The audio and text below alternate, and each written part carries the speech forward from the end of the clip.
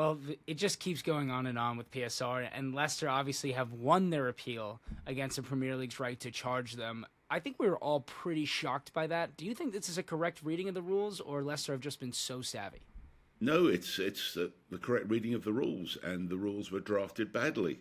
Leicester have been savvy to a degree, although I wouldn't say that the KC Nick DeMarco, who's been getting huge plaudits for trying to be so clever, basically all he had to do was look at the rule book and think about it, and he could see pretty clearly that if they extended their accounting period, they would be outside of the catch of the rules. So it wasn't the most brilliant legal manoeuvre, but it was certainly clever.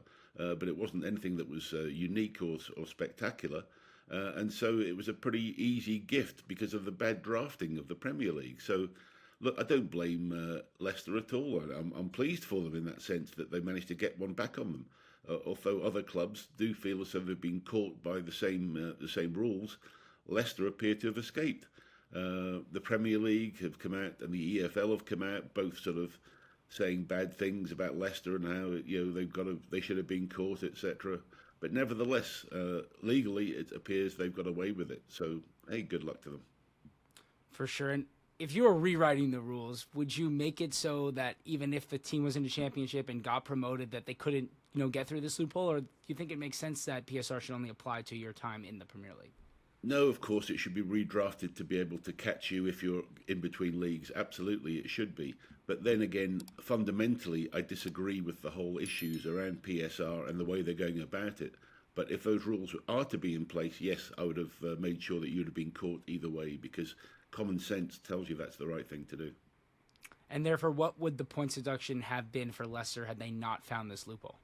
Well, I think it could have been up to 6 or 9 points, which would have been significant for them in the Premier League, obviously, right now.